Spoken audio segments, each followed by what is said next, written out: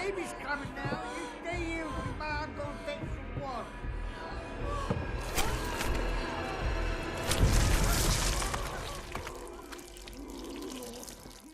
If there's something I love more than cannibalistic, inbred, murderous mountain men movies, it's more cannibalistic, inbred, murderous mountain men movies. Because when you're talking about the Wrong Turn movies, that's all that they are, and there's like 7 of them that follow the same basic storyline over and over. And like I said in my video on the first movie, this particular set of movies falls under the category of guilty pleasures for me. Extremely formulaic, rehashed storylines that involve a group of people out of their element getting savagely murdered and eaten by a group of people who are most definitely in their element. So formulaic, in fact, the intro does the exact same thing as the first movie and immediately describes what the entire film is about. We see an angry, entitled celebrity woman lady driving down some secluded back roads. After being distracted, she accidentally hits what appears to be a young man in the middle of the road. After getting out of her car to see if she's made mincemeat out of this person, they jump up and bite half of her face off, and as she turns around to run to safety, she encounters another larger man who wastes no time in slicing her down the middle, exposing her organs and various other viscera in the process.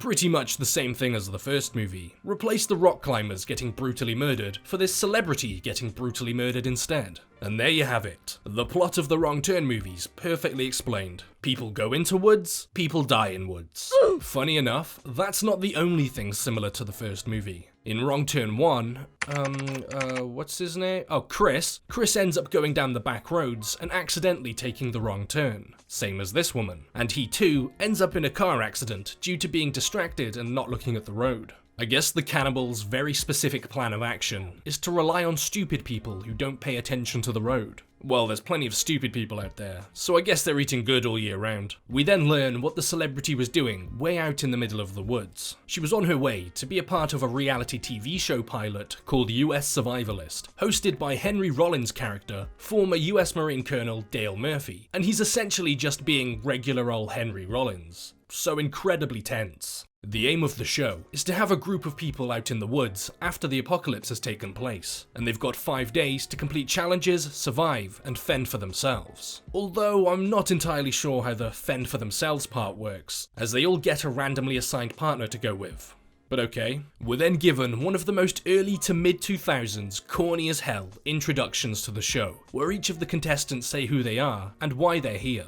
Money and fame. The only reason why anyone would go on a reality TV show. An interesting touch is that the guy who's responsible for putting all this together, M, short for Michael, is wearing a Battle Royale shirt, a movie that I covered a few weeks back with a very similar premise to this show, where a bunch of people are forced to survive and kill each other to win. Kimberly, the celebrity that got an unwanted conjoined twin operation, doesn't show up to the set. Obviously. So instead Mara, the producer and girlfriend to M, takes her spot, joining Jonesy, Elena, Nina, Jake, and Amber on the show. I'm getting serious final girl vibes from Mara. I'm calling it now. They all start filming, and Dale begins to lay the ground rules to the contestants and the viewers, explaining that they'll all be assigned a partner, and that there'll be the usual game show challenge schlock to deal with, and that it will all be captured as the woods have been fitted with cameras. 1, an idea that goes woefully unused in the movie, and 2, if these woods are inhabited by murderous cannibals, how did the tech people manage to fill these woods with cameras instead of being, murdered? Well, considering the cannibals have been slacking on their murderous escapades, they decide to get to it, because almost immediately after it begins, and everybody heads off into the woods, we see one of the crew get attacked by a local occupant, who cuts his throat and then scalps his head. How kind of them to conveniently wait for the game show to begin. Dale's out in the woods, setting up the final of the challenges, and when he's done, he's noticed that someone's fired arrows into his ATV tires, before an arrow is then sent his way. He gets an axe launched at him, and responds by sending his own blade back and hitting the attacker in the chest with it, which appears to do little more than make the axe thrower slightly peckish as he pulls the blade out of himself and gives it a big ol' lick, which apparently distracted Dale for just enough time for another attacker to sneak up on him and knock him unconscious. We see Mara, who's been assigned Nina to join her, accidentally setting off one of the challenges that requires her to retrieve something from a nearby river in under 2 minutes, or else she'll be out of the game. And in an extremely not accurate reality TV show moment, because they're all fake, she's actually put in danger to retrieve the item and ends up falling into a river where she could very well drown. This is where my suspension of disbelief has completely flown down the river with her. Cannibalistic, murderous mutant hillbillies? Yeah, sure. Never say never. But a contestant from a reality show put in actual real-world danger? Yeah, no. Do you realize the amount of lawsuits and damage that could be done to a network if someone gets injured or dies on a show they run? There's a reason that on those shows, all of the juicy drama is created in the editing room. 0 out of 10, worst film I've ever seen. Absolutely impossible for me to continue. So anyway, in the next scene that's a true return to form for reality TV, we see M trying to create a fake scenario by having Elena take off her top to try and seduce Jake. But hilariously, Jake is just confused as hell the whole time. It's as if seeing a topless woman gives him brainworms. Jake walks away from the pair after talking about morals and respect and whatnot, and we see that someone, or something, is watching from the woods as Elena begins to perform sexual acts on a not-so-single M to get more screen time. And as if they're not in the middle of a gigantic area of dense woodland, somehow Mara just happens to walk by and see all of this happening. Talk about being lucky. Well, unlucky, but you know. Amber is paired with Jonesy, this typical early 2000s walking character trope of constant terrible sex jokes, innuendos, and sexual advances. They come across a hunter's camp with meat cooking over a fire, and to lower the chances of them getting voted off the show by the other players. Yeah, the players can vote each other off, but I didn't really mention that earlier because it's not actually that relevant to where the story goes, and well, it's boring. And in a strategic move, they decide to take it back to share with the others. Mara and Nina come across this creepy looking house in the middle of the woods, and in typical horror movie fashion, they don't just turn around and walk in a different direction, saving themselves a bunch of hassle in the process. No, instead they enter the house and are forced to hide as a group of the occupants return, including a pregnant member of the family. The pair are forced to hide and watch in horror as this deformed woman gives birth to this deformed mutant frog-looking creature, and guess what? They're spotted. They're forced to climb out of the house using the family's makeshift toilet and make a run for it. You can see them both sprinting for their lives, but you know Mara's going to be totally fine, because they've clearly set her up to be the final girl and they wouldn't just kill— Oh, okay. Well, I guess it's a good way to toy with the viewer's expectations of what's actually going to happen, and to not stick to the tried and true formulaic method of giving us a clear survivor long before anything even happens to them. The movie is formulaic, just apparently not in this instance. With the movie doing that, it genuinely makes you question who, or if anyone, will even make it out of here, as now, it doesn't have a traditional main character that we're all rooting for. It makes you think that it could possibly be Nina, as she's just survived that, followed by a close call with death, giving her a moment of respite and freedom. She's hiding mere feet away from the killer before he turns around and leaves. Back with Em and Elena on the beach, we can see that hiding nearby in the bushes is one of the heavily breathing, deformed family members, spying on them and rubbing his deformed meat. But after Em leaves, the said meat rubber is caught by his lover, sister lover? It's complicated. And after slapping him around and showing him what for, she runs out onto the beach and attacks Elena in a jealous rage. As if it's Elena's fault that her brother lover meat toucher was up in the trees fondling himself. And after about 50 slices to the back, the pair make up and begin to swap saliva back and forth between their severely deformed mouths. Because there's no mood setter quite like murder. We see back with Dale that somehow he survived and wasn't killed on the spot like most people who encounter this family. Instead, he's restrained and dangling upside down when this rather handsome fellow decides to terrorize him a bit and give him a few extra breathing holes. 2 other family members show up to drop off Mara's dead body before they leave, making Dale realize that if he doesn't do something soon, then he's going to be next. So he manages to take the knife from the attacker and cut himself down. A struggle breaks out between them, with Dale managing to knock this guy to the ground, with his hands still restrained, and after he does free his hands, he proceeds to beat the guy quite badly, before fighting him for a shotgun that he then uses to send him flying backwards into the lake.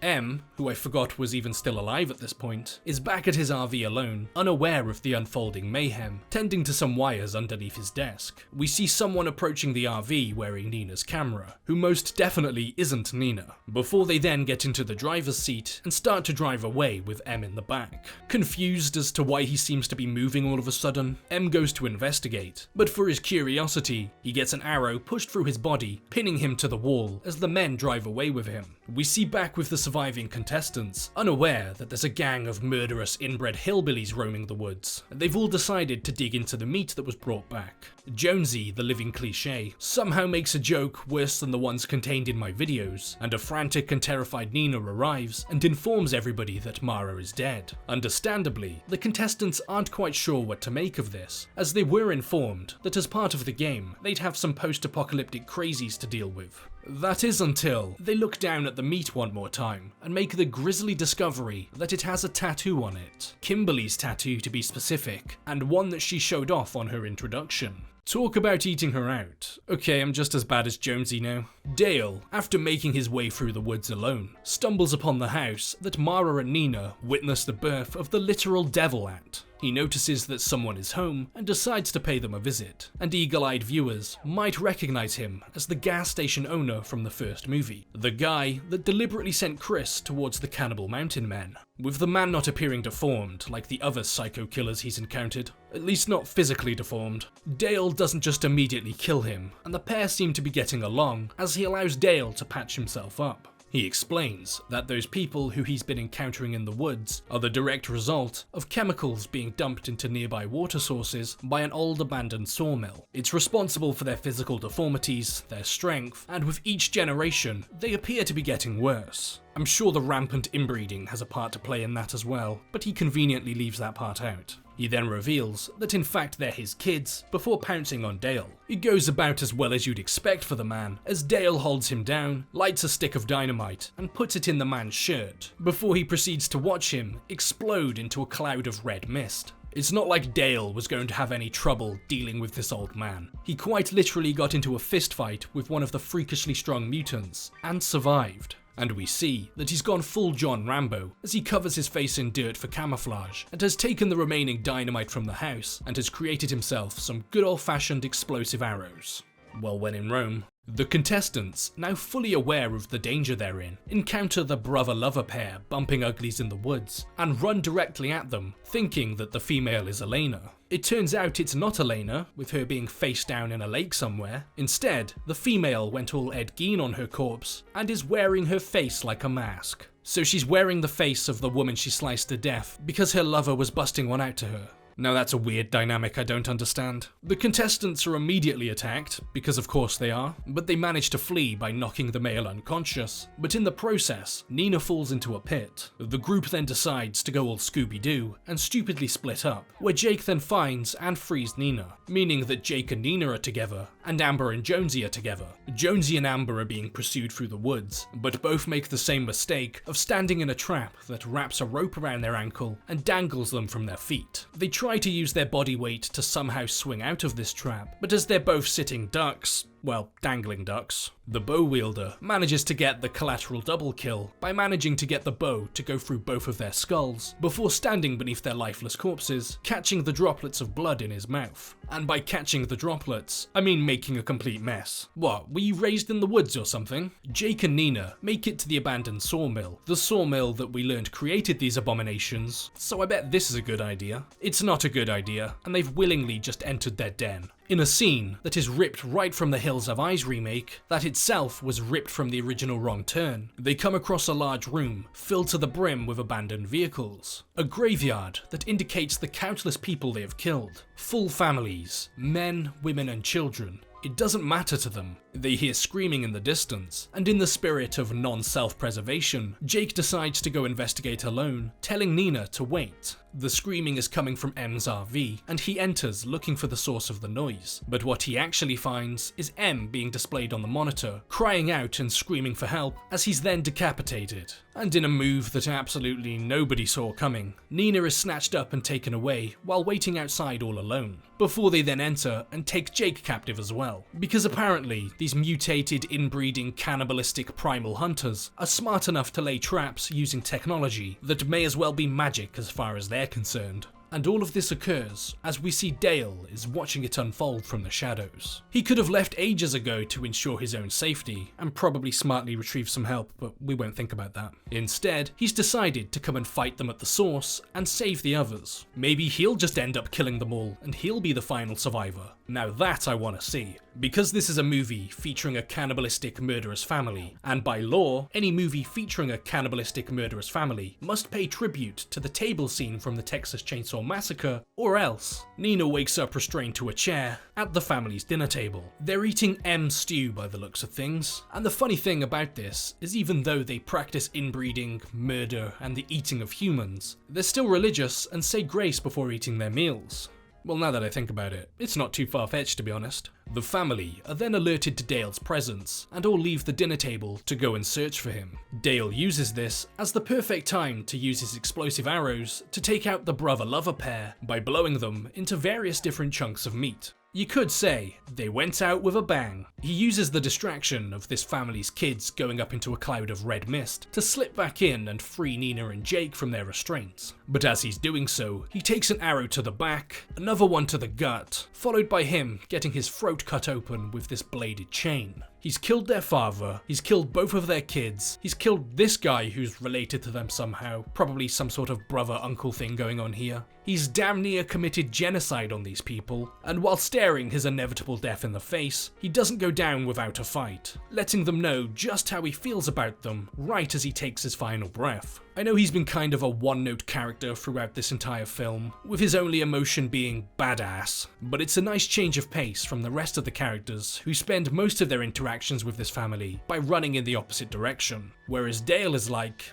nah, and willingly goes after them to wipe them out. Jake encounters the enraged and grieving parents after they found a random assortment of meat chunks that was once their children, so they activate an old piece of machinery meant for shredding large pieces of wood. The father very nearly liquefies Jake's very existence, but Nina jumps in to knock out the mother and bite a chunk out of the man's neck. Jake pushes the father into the machinery, which in turn rips his arm from his body with ease, giving Nina enough time to activate the conveyor and hitting them with a log, sending both of the parents flying into the blades and turning them into a fine red paste in the process. With the family appearing to be completely wiped out, bloody and beaten, they commandeer Kimberly's car and drive far away from here. I guess both Nina and Jake are the final girl, but as they're driving off into the distance, we see a shot of the mill chemicals leaking into the local water supply, then someone pumping that contaminated water into a bottle. It's Three Fingers, the one who got sent flying backwards into the lake, and he's using the water to feed the little frog baby creature thing, but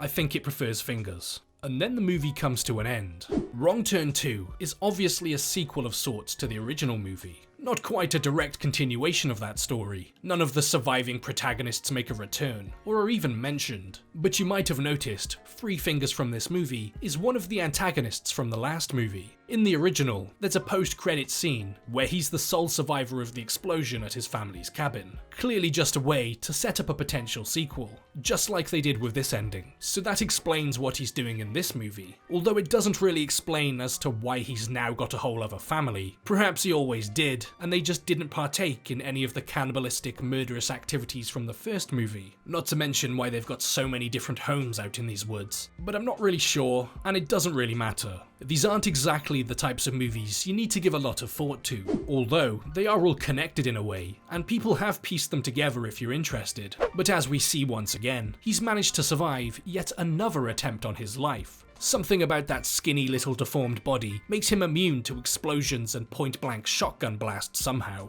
It must be that fresh mountain air.